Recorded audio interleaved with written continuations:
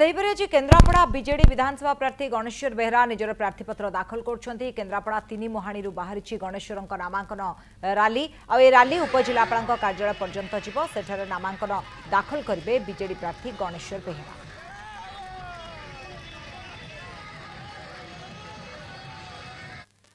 BJD Kendrapara विधानसभा प्रार्थी गणेश्वर बेहरा आज नामांकन पत्र भरवा जाऊँच हजार हजार समर्थकों संगे आम देखुचे किभली भाव केन्द्रापड़ा सहर बर्तमान परिक्रमा कर सहर भितर से नामांकन भरिया जाऊँच।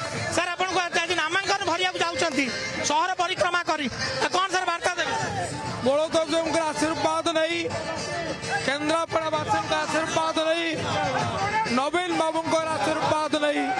मु आज केन्द्रापड़ा आसन बीजेडी प्रार्थी भाव में प्रार्थीपत्र दाखल करने को जाऊँ।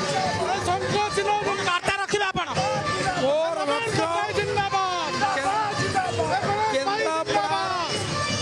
केन्द्रापड़ार विकास, समभित्तिक विकास, केन्द्रापड़ा वासी मुहर हस। मोर संकल्प मो केन्द्रापड़ा निजक समर्पित करी एवं केन्द्रापड़ार स्वाभिमान